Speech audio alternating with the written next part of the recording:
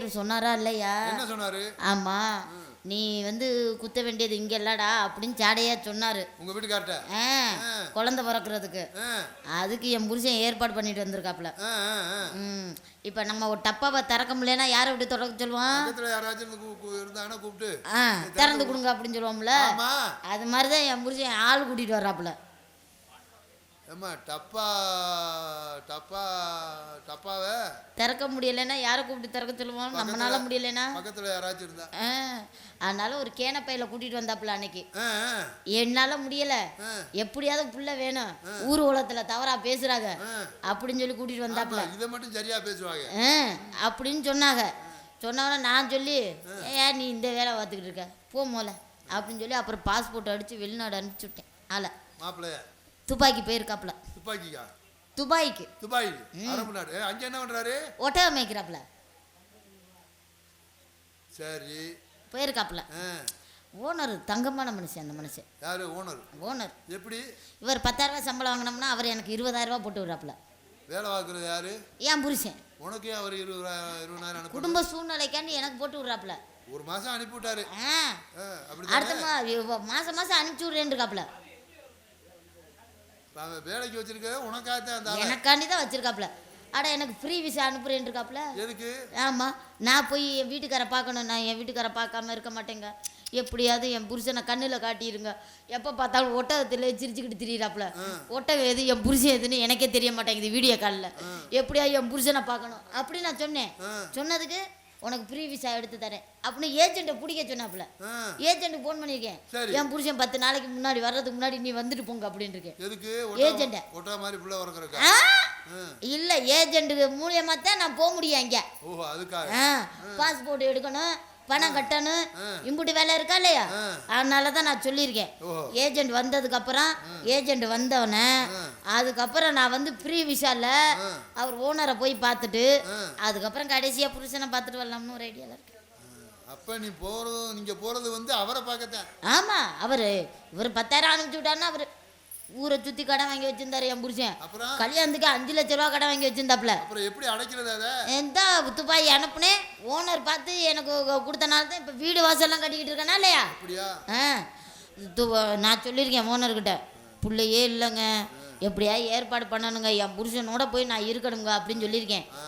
அவர் சொல்லியிருக்காரு, ஓனர் சொல்லியிருக்காரு, நீ என் புருஷனோட இருக்க, நம்ம வீடு ஃப்ரீயாக தான் இருக்கு அப்படின்ட்டு இருக்கிற ஒட்டகத்தை பூரா வித்துருவா. ஏற்கனவே பாதி கம்பெனியே நட்டத்தில் தான் ஓடிக்கிட்டு இருக்கு. தலையில முக்காட போட்டுட்டு வந்துடுறேன் அப்படின்னு இருக்காப்புல. அடுத்த மாதம் நான் ஃப்ரீ விசால போகலாம்னு இருக்கேன். ஆமாம், ஓனரை போய் பார்க்குறேன், ஜாலியாக இருக்கிறேன், என் புருஷனை பார்த்து கூட்டிகிட்டு வரேன். ஆமாம், இல்லைனாலும் அவரை ஒட்டமாக இருக்கட்டும், இங்கே வந்து என்ன பண்ண போகுது. ஆமாம் சொல்லியிருக்காப்புல. ஆமாம், எதுவாக இருந்தாலும் என்கிட்ட உன் கஷ்டத்தை சொல்லுமா, நான் நிறைவேற்றினேன் அப்படின்னு இருக்காப்புல. உனக்கு புருஷன் அந்த ஆளு பேச வேண்டிய புருஷன் பேச வேண்டிய டைலாக்லாம் இந்த ஆளு பேசுறாரு. அந்த ஆளு பேச மாட்டேங்கிறாப்புல. அதான் அடிக்கடி வீடியோ காலில் வந்தாவே ஒட்டகம் பேக்க அனுப்பிச்சுடுறாப்புலையே. அதைய வச்சு ஒட்டகத்தோட தான் பேசுறாப்புல என் புருஷன். அவரும் சொல்லியிருக்காப்புல, அடுத்த ட்ரிப்பு செல்லெல்லாம் பிடிக்க போறேன் அப்படின்னு இருக்காப்புல ஓனர். செல்லெல்லாம் வச்சுக்க கூடாது, வேலை பார்க்குற இடத்துல செல்லு வச்சுக்க கூடாதான். கல்யாணம் ஆகி எவ்வளவு நாள் ஆச்சு? 5 வருஷம் ஆச்சு. இன்னும் புள்ள இல்லையே. எப்படி இருக்கும்? என்ன பண்றது, கோயிலா ஏறி இறங்குறோம், ஒன்றும் ஆயிப்பில்ல. என் மாமியாக்கு கடவுள் கொடுத்த புள்ள தான் என் புருஷன். என் மாமனார் கல்யாணம் பண்ணி மறுநாளே ஓடி போனவர்.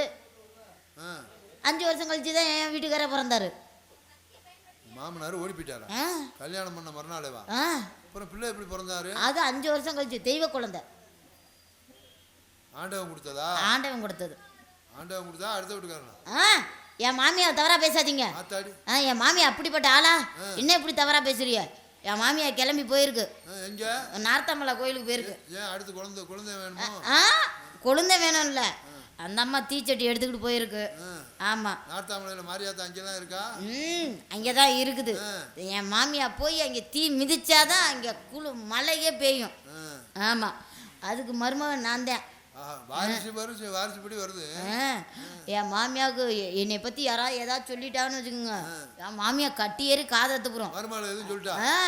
அன்னைக்கு ஒருத்தன் பேப்பர் போட வந்தவன், எங்க உன் மருமகளை கூப்பிடுன்னு சொன்னதுக்கு ஏறிக்கிட்டு வாயில மிதிச்சு பிச்சா என் மாமியா. எப்படி என் மருமகளை நீ அப்படி கூப்பிடலாம் ஆ, அப்படின்னு என் மருமகளை பார்த்தா உனக்கு என்ன அப்படியா தெரியுது அப்படின்னு ரூமுக்குள்ளே கூட்டிகிட்டு போய் அடிச்சிச்சு என் மாமியா. பேப்பர் பொறுக்கிறாள் ஆ ரூமுக்குள்ள கூட்டிட்டு போய் அந்த அம்மா அடிச்சா. ஆ மாமியா மாமியா என்ன நடக்குது?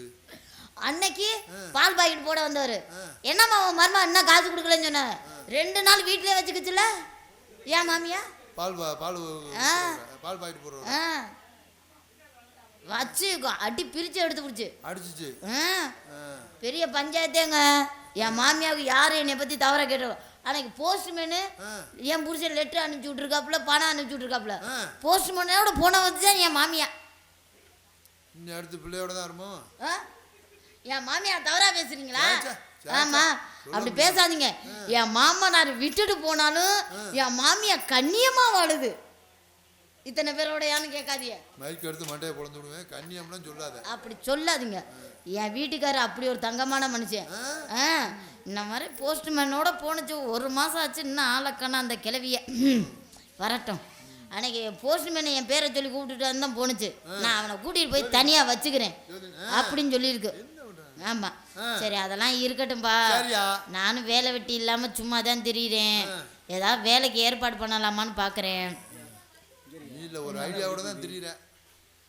இந்த மிருதங்க கட்டையை வித்துட்டு போகிறேன். ஏற்கனவே ஒட்டாத்து வித்துட்டாங்களாம். ஐ லவ் யூ மோகன் மாமா.